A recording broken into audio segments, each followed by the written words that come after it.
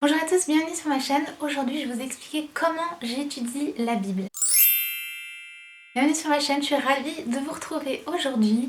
Et dans cette vidéo, je vais vous expliquer en fait tout ce que je fais lorsque je passe du temps avec Dieu le matin, comment je lis ma Bible, comment je m'y prends, quelles sont les différentes étapes, etc. Je pense que c'est super important de prendre un petit temps le matin, un temps spécial avec Dieu pour vraiment bien démarrer sa journée. Et c'est un temps de prière et de lecture de la Bible. Et je trouve que ce temps, il est vraiment spécial, il est vraiment à part et ça permet ensuite de bien vivre toute sa journée. Et donc pour ça, il n'y a pas une recette miracle, il n'y a pas une seule façon de faire. Au contraire, il y a plusieurs façons de lire la Bible, on peut utiliser plein de méthodes différentes. Et donc dans cette vidéo, je vais vous présenter un petit peu les différentes étapes que j'effectue et qu'est-ce que je fais. Voilà, il faut savoir qu'il y a plein de façons différentes, il n'y a pas qu'une seule façon, donc après à vous de voir ce qui vous correspond, qu'est-ce qui va bien pour vous. Donc moi j'aime bien faire ça le matin, je me lève, je me fais mon petit thé parce que voilà j'aime bien me faire un petit endroit un peu cocooning. J'ai besoin d'avoir mon petit thé, avoir ma petite boisson pour ce moment. Et ensuite ce qui est important c'est de trouver un endroit spécifique pour ça, un endroit qui va être calme, où vous ne serez pas dérangé et un endroit où vous vous sentez bien.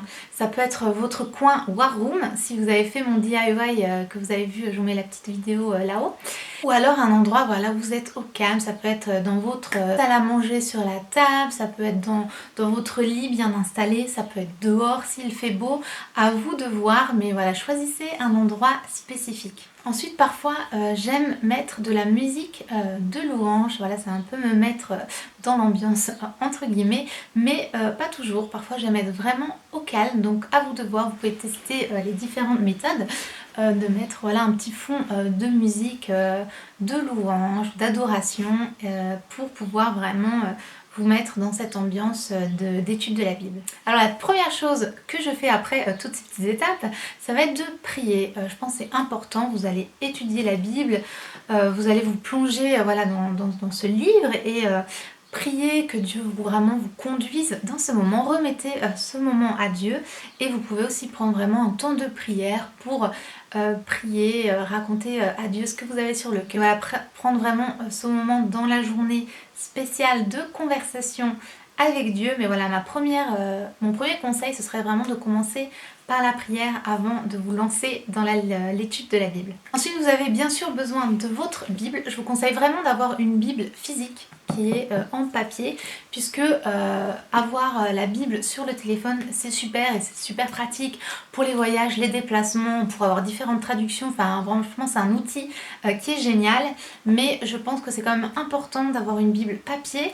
Après c'est simplement mon avis, mais ça permet de vraiment avoir les feuilles que vous pouvez tourner assez rapidement. Je trouve que la manipulation est plus simple sur une Bible papier. Ça vous permet aussi d'avoir votre Bible qui est très personnelle. Vous pouvez aussi la personnaliser en écrivant ou soulignant ou voilà, choisissant de mettre des post-it ou voilà, des choses voilà, qui vous correspondent encore une fois. Mais voilà, pour moi c'est important d'avoir au moins une Bible papier, donc physique. Et je trouve que c'est très intéressant aussi d'avoir un petit carnet pour pouvoir noter ses réflexions, voilà, tout ce que vous voulez. Donc mes deux indispensables, ça va être ma Bible et mon carnet. J'ai plusieurs vidéos où je vous montre mes différentes Bibles, mon carnet que j'utilise cette année, etc. Donc si vous voulez en savoir plus, n'hésitez pas à regarder ça. Et donc ensuite, on entre vraiment dans l'étude de la Bible, donc peut-être ce qui vous intéresse le plus dans cette vidéo.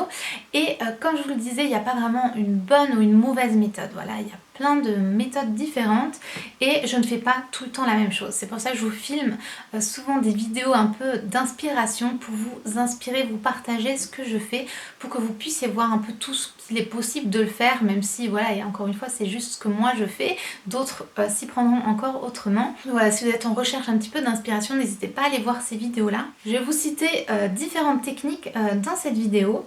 La première, ça va être d'avoir un guide de lecture, je vous ai fait une vidéo de ce que j'utilise cette année, mais vous avez plein de petits guides comme ça qui s'appellent des devotions en anglais et ça va être des lectures à méditer chaque jour qui se présentent en général sous cette forme.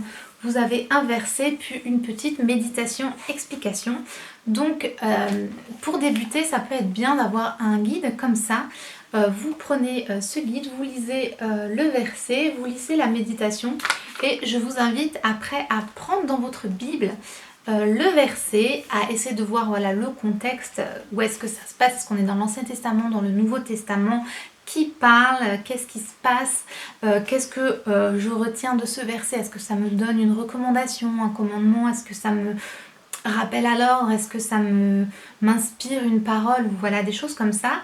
Et le fait qu'il y a cette petite méditation, ça peut vraiment vous expliquer, vous conduire un petit peu plus et vous amener à d'autres réflexions. Donc voilà, ça peut être très bien. Et vous pouvez ensuite noter toutes les réponses à ces questions dans vos petits carnets et voilà, essayer de vraiment étudier tout ça. Et si vous avez un peu plus de temps, que vous voulez plus plonger dedans, vous avez un petit verset comme ça et vous pouvez lire ensuite tout le chapitre et faire une étude plus poussée sur tout ce chapitre. Donc ça peut être une technique. L'autre technique, ça va être d'utiliser la méthode SOAP dans un passage de la Bible, et je vous invite encore à voir la vidéo, je pense que ça va être affiché ici, sur qu'est-ce que c'est la méthode SOAP et comment ça fonctionne. C'est une petite technique pour vous aider à étudier la Bible tout simplement en 4 axes. Vous allez d'abord rechercher dans le chapitre un verset particulier qui vous parle le plus. Vous allez ensuite observer qu'est-ce qui se passe dans ce verset. Vous allez ensuite rechercher une certaine application, action à mettre dans votre vie. Voilà, qu'est-ce que ça vous dit. Et à la fin, ça va être de la prière pour clôturer ce moment. Ensuite, une chose que j'aime beaucoup faire, ça va être d'être focusé, ça se dit pas, d'être,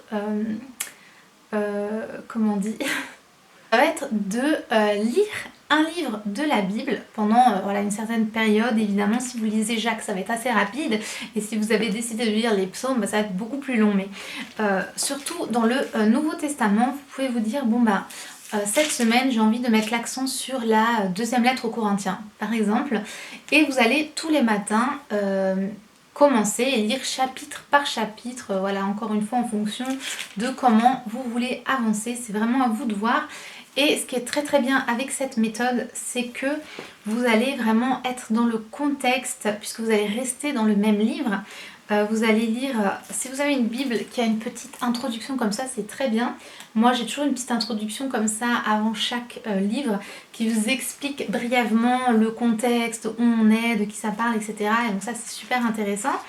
Et du coup vous pouvez vraiment vous plonger dans ce livre chapitre par chapitre et vraiment voir tout ce livre et qu'est-ce qu'il a à m'apporter. Et je trouve que c'est super intéressant, notamment donc dans le Nouveau Testament avec toutes les lettres, de faire ça. Mais après voilà, vous pouvez faire ça aussi pour tout ce qui est petits livres, Ruth, Esther par exemple.